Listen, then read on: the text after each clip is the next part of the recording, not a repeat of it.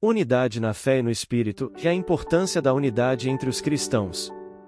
Em Efésios 4 versículo 1 ao 6, Paulo nos exorta a vivermos de maneira digna da vocação que recebemos. Essa vocação não é apenas um chamado individual, mas um chamado para a comunidade de fé, para a unidade entre os cristãos.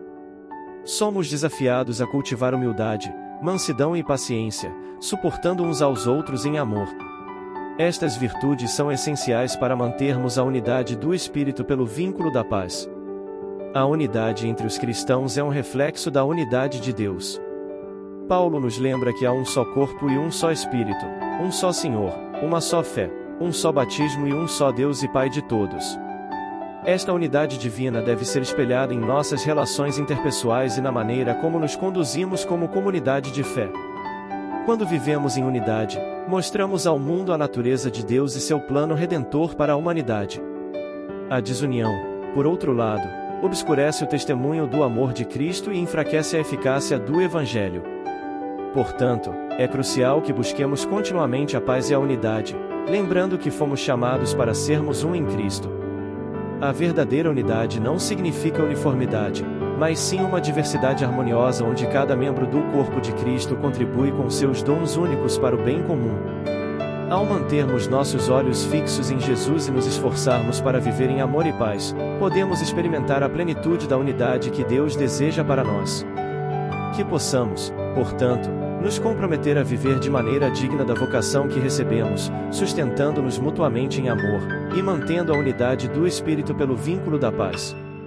Dessa forma, refletiremos a beleza e a verdade do Evangelho em nossas vidas e em nossa comunidade de fé. Diversidade de dons para a edificação do corpo de Cristo. Em Efésios 4 versículo 7 ao 13, Paulo nos apresenta uma visão poderosa sobre a diversidade de dons espirituais concedidos por Cristo aos crentes. Cada um de nós recebeu uma medida da graça de Cristo, e essa graça se manifesta em diferentes dons, como apóstolos, profetas, evangelistas, pastores e mestres. Esses dons não são apenas para benefício individual, mas têm um propósito coletivo, o aperfeiçoamento dos santos e a edificação do corpo de Cristo. A diversidade de dons espirituais reflete a sabedoria e a bondade de Deus. Ele nos equipou de maneiras únicas para que possamos servir e fortalecer uns aos outros. Os apóstolos lançam as bases da fé, os profetas trazem a palavra de Deus com autoridade, os evangelistas compartilham as boas novas de salvação, os pastores cuidam e guiam o rebanho, e os mestres instruem na verdade. Cada um desses papéis é essencial para o crescimento saudável e robusto da Igreja. O objetivo final desses dons é levar todos à unidade da fé e ao conhecimento do Filho de Deus. À medida que trabalhamos juntos, edificando-nos mutuamente, avançamos em direção à maturidade espiritual. Essa maturidade se reflete em uma fé sólida, um entendimento profundo de quem é Jesus e uma vida que se alinha cada vez mais com a sua vontade. É importante reconhecer que a diversidade de dons é uma expressão da unidade na diversidade do corpo de Cristo. Assim como um corpo humano tem muitos membros, cada um com sua função específica, assim também o corpo de Cristo é composto por muitos membros, cada um desempenhando um papel vital. Quando cada parte funciona adequadamente, o corpo inteiro cresce e se fortalece em amor. Para que a Igreja alcance a plenitude de seu potencial, é essencial que cada crente reconheça e utilize seus dons espirituais. Devemos encorajar uns aos outros, valorizar a contribuição de cada membro e trabalhar em harmonia para o bem comum. Dessa forma, não apenas crescemos individualmente, mas também fortalecemos toda a comunidade de fé. Que possamos, portanto, abraçar a diversidade de dons que Cristo nos deu, usando-os para edificar o corpo de Cristo, promover a unidade da fé e crescer no conhecimento de nosso Senhor. Dessa maneira, refletiremos a plenitude do propósito de Deus em nossas vidas e em nossa comunidade. Crescimento espiritual e maturidade em Cristo. Em Efésios 4 versículo 14 ao 16, Paulo nos chama a deixar de ser como crianças espirituais, vulneráveis e facilmente levadas por ventos de doutrina e enganos humanos. Ele nos encoraja a crescer em todas as áreas em Cristo, que é a cabeça do corpo, a Igreja. Esse crescimento espiritual e maturidade em Cristo são essenciais para que possamos viver de maneira plena e cumprir o propósito de Deus em nossas vidas. A infância espiritual é caracterizada pela inconstância e pela suscetibilidade a falsas doutrinas. Assim como uma criança é facilmente influenciada por novas ideias e modismos, um cristão imaturo pode ser desviado do caminho da verdade.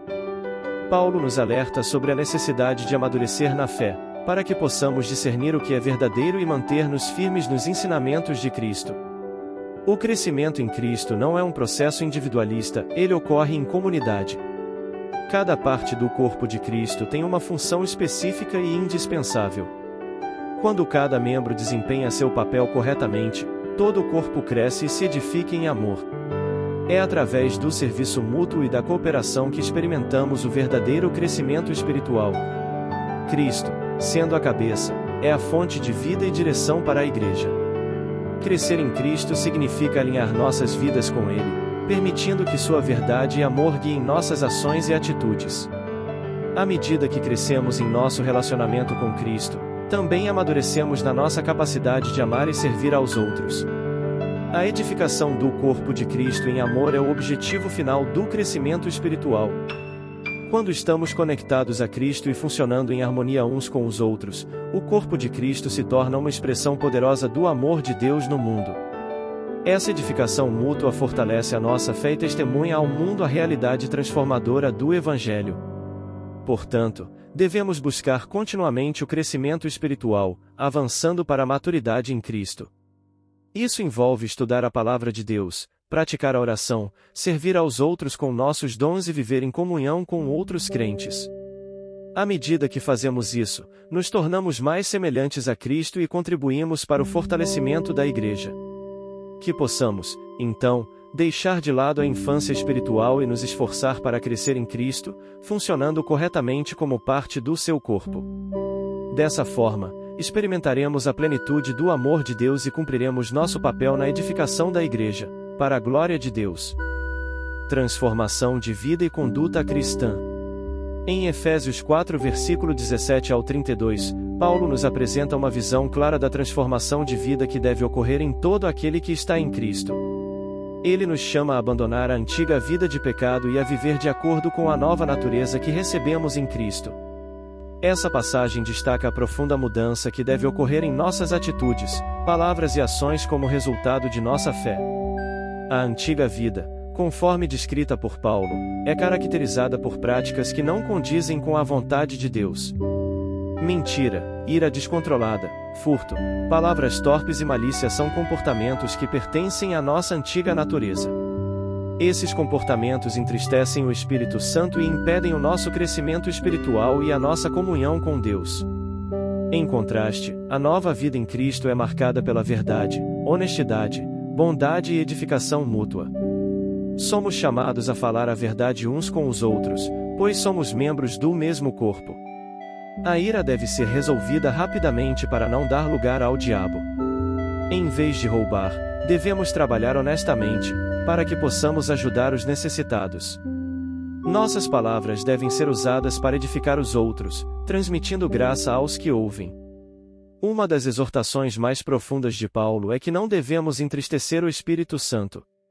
O Espírito Santo é aquele que nos sela para o dia da redenção e, portanto, devemos viver de maneira que honre sua presença em nossas vidas. Isso significa viver em amor, bondade e perdão, refletindo o caráter de Deus em nossas interações diárias. O perdão é um aspecto central da nova vida em Cristo. Assim como Deus nos perdoou em Cristo, devemos perdoar uns aos outros. Esse perdão não é baseado em merecimento, mas é um reflexo do amor incondicional que Deus demonstrou por nós. Quando perdoamos, liberamos mágoas e ressentimentos, permitindo que a paz de Cristo reine em nossos corações e em nossas comunidades. Viver a nova vida em Cristo é um processo contínuo de transformação. Diariamente, devemos nos despir do velho eu e nos revestir do novo, criado para ser semelhante a Deus em justiça e santidade. À medida que permitimos que o Espírito Santo trabalhe em nós, nossas vidas se tornam testemunhos vivos da graça transformadora de Deus. Que possamos, portanto, abandonar a antiga vida de pecado e viver de acordo com a nova natureza em Cristo. Que nossas atitudes, palavras e ações reflitam a verdade, a honestidade, a bondade e o perdão que encontramos em Jesus. Dessa maneira, não apenas cresceremos em nossa fé, mas também edificaremos uns aos outros e glorificaremos a Deus em todas as coisas.